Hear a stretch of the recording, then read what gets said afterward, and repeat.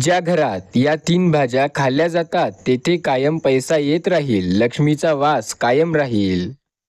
जर तुम्ही या 3 भाज्याचे सेवन करता तर तुमच्या घरात धनाची कधीही कमी होणार नाही. घरात नेहमी सुख, शांती, समृद्धी नांदेल. पण या भाज्या ठराविक वारी खायच्या आहेत तरच तुम्हाला याचे फळ मिळणार आहे. याचे फळ तरच तुम्हाला मिळणार. अशा कोणत्या भाज्या आहेत ज्या खाल्ल्याने आपल्याला धनाची प्राप्ती होते?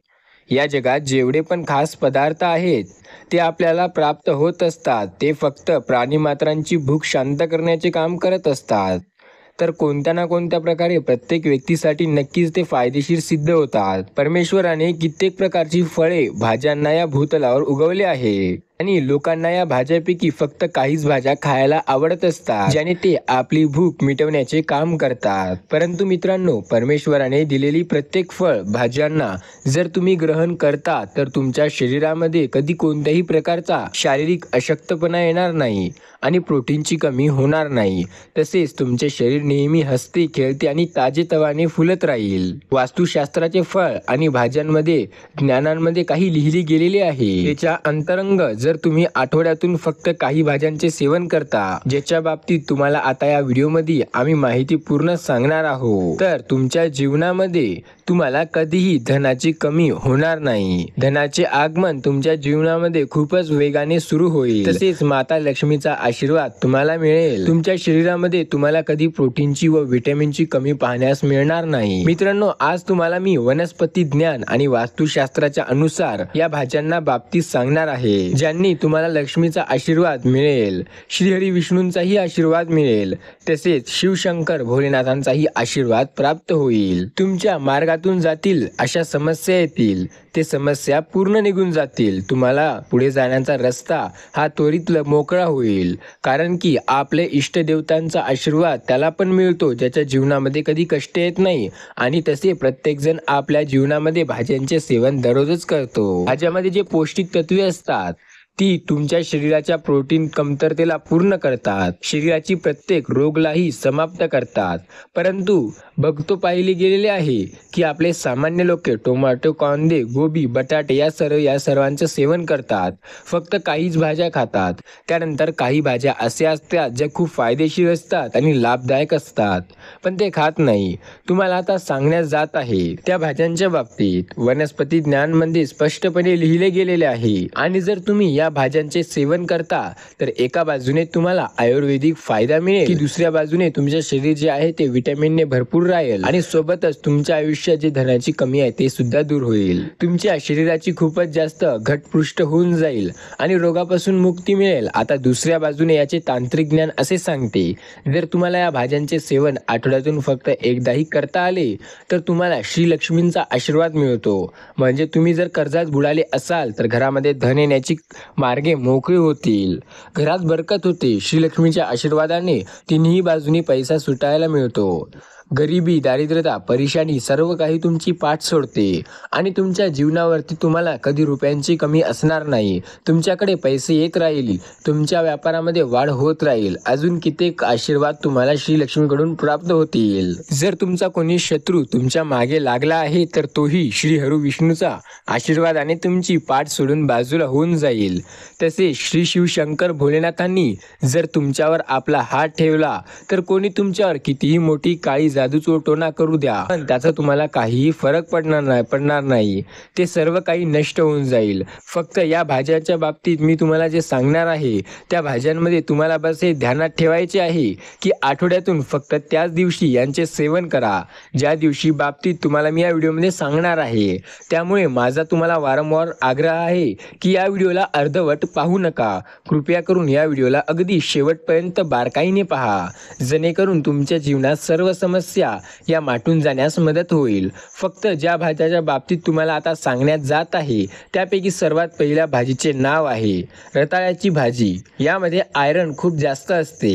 जर तुम्ही रताळ्याच्या भाजीला नियमित रूपात आठवड्यातून फक्त एक दिवस खायला सुरुवात केली तर त्यांनी एका बाजूने तुमची सर्व ग्रह खूपच अधिक मजबूत बनतात.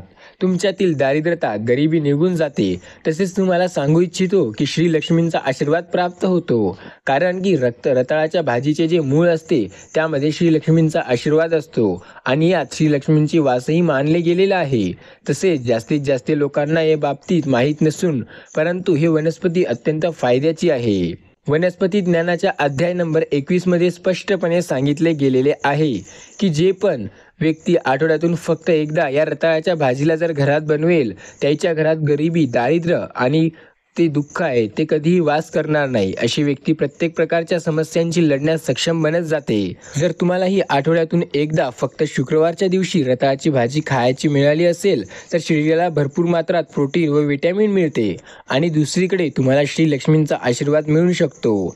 तर शुक्रवारच्या दिवशी रताळाच्या भाजीला खावे आणि तेही रात्रीच्या वेळी खाण्यास उत्तम मानले जाते की जे लोक रताळाच्या भाजीला शुक्रवारच्या दिवशी खातात त्यांच्या जीवनामध्ये कधी धनाची कमी होत नाही. शुक्रवारचा दिवस श्री माता राणी लक्ष्मीचा दिवस मानला जातो. आपण रताळ्याची भाजी महाशिवरात्र आणि आषाढ एकादशीच्या दिवशी फक्त खातो. दुसऱ्या भाजींच्या बाबतीत जे तुम्ही करताय ते पूर्णपणे बरोबर आहे, पण या भाजीला सुद्धा रेग्युलर खाणं चालू करायला लागतं. आता दुसरी जी भाजी आहे ती आहे भोपळ्याची भाजी. भोपळ्याच्या भाजीला विज्ञानाच्या भाषेमध्ये सर्वात पौष्टिक भाजी म्हणून गणना केलेली आहे. यामध्ये प्रोटीन सत्वांचा आहार भरपूर असतो. आयुर्वेदिक जाणकारांचीही मान्यता आहे की जर आठवड्यातून फक्त एक दिवस भोपळ्याच्या भाजीचे सेवन केले तर कित्येक प्रकारच्या रोगराई एकदम बरे होऊन जातात. शरीराच्या कित्येक प्रकारच्या पोटातल्या जे आपले आजार असतात ते बाहेर काढते आणि ते बरे करते ही भोपळ्याची भाजी. वनस्पती शास्त्राच्या अध्याय नंबर 21च्या 3ऱ्या पानावर स्पष्टपणे लिहिलेले आहे की जर तुम्ही भोपळ्याच्या भाजीचे सेवन करता तर तुमच्या घरामध्ये जे धनाचे आगमन होत आहे ते खूप वेगाने होत जाते. तुमच्या घरामध्ये धनाचे आगमन कायम सक्रिय स्थितीत राहते. याचा सरळ अर्थ असा आहे की जर तुम्ही लोक धंदा, व्यापारी, दुकान चालवत असाल तर भोपळ्याच्या भाजीचे सेवन केल्याने तुमच्या धंद्याची ग्राहकांची गर्दी लागेल व तुम्ही तुमच्या धंद्यानुसार ऑर्डर भरपूर मात्रात येऊ लागेल. तसेच तुमच्या घरामध्ये धनाची आवश्यकता आहे ते पूर्ण होईल. धनाची आवक आहे ती वेगाने होत जाते. तर होऊ शक्य की तुम्ही भोपळ्याची भाजी खाल आणि तुमचं भाग्य बदलेल. तुम्ही बुधवारच्या दिवशी करा. वनस्पती शास्त्राच्या नुसार शुभ दिवस बुधवार मानलेला गेलेला आहे. तिसऱ्या भाजीच्या बाबतीत तुम्हाला मी जे आता सांगत आहे याच खूप जास्त लोक कमी आहेत की या भाजीला जाणतात. मिक्स डाळी वापरून बनण्यात आलेली सांडग्याची भाजी. फक्त ही सांडग्याची भाजी म्हणजे 4 प्रकारच्या डाळींनी वापरून म्हणजेच्या तूर डाळ, मूग डाळ, मटकी व थोडीशी उडीद डाळ यांची बारीक मिक्सर करून वाटून छोटे छोटे जे सोयाबीन सारखे वडे तयार करून जातात ते खूप जास्त चांगले असतात. या सांडग्याच्या भाजीला प्रोटीनचे घर मानले जाते. यात 17 प्रकारचे विटॅमिन व प्रोटीन भरपूर मात्रात येत असते. या भाजीला केवळ काही लोकच खातात. यांच्या डाळी श्रीहरी विष्णूंचा वास असल्याचे मानले जाते. हिचा रंग पिवळा असतो आणि पिवळा रंग श्रीहरी विष्णूला अत्यंत प्रिय आहे. या भाजीचे सेवन तुम्ही फक्त गुरुवारच्या दिवशी करायचे आहे कारण की गुरुवारचा दिवस श्रीहरी विष्णूंचा दिवस सूर्यदेवतेचा मानला जातो. याचे सेवन केल्याने तुमचा सूर्यग्रह मजबूत होतो. याचा अर्थ असा आहे की तुमच्या जीवनामध्ये नवग्रह आहेत ते तुमचे नेहमी साथ देत असतात.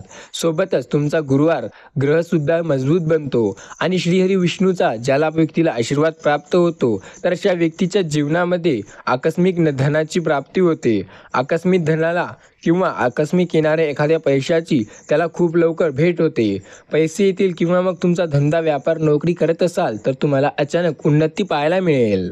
आणि मित्रांनो येथे आपण काही असे सुद्धा करू शकतो. हिंदू पुराणाच्या अनुसार श्रीलक्ष्मीच्या हातात धन देण्याचे कार्य असते परंतु कोणास किती धन द्यायचे हे मात्र श्री विष्णूंच्या हातात असते. त्यामुळे गुरुवारच्या दिवशी तुम्ही या भाजीचे सेवन अवश्य करा. आता ज्या चौथ्या भाजीविषयी तुम्हाला सांगणार आहे तरीही ती भाजी तुम्ही कधीही खाल्ली असेल किंवा नसेल हे आम्हाला एकदा कमेंटमध्ये सांगा. भरपूर लोक म्हणतात कढीपत्त्याचे पान. कढीपत्ता जर तुम्ही तुमच्या जीवनात वापरता तर वनस्पती शास्त्रानुसार अध्याय नंबर 21 मध्ये स्पष्टपणे सांगितले गेलेले आहे. जो पण व्यक्ती कढीपत्त्याचा वापर करतो त्याच्या जीवनामध्ये जे पण शत्रू आहेत आणि जे काही अडचण आणि नुकसान आहे ते पूर्ण भरून निघतात. कढीपत्त्याची भाजी खाल्ल्याने तुमची प्रत्येक इच्छा पूर्ण होते. त्यात कधी यशस्वी होऊ शकणार नाही असं कोणाला वाटत असेल तर उलट त्याने ही भाजी खायला पाहिजे. कढीपत्ता लोकांच्या वरील अशा काळ्या बाजूला करतो.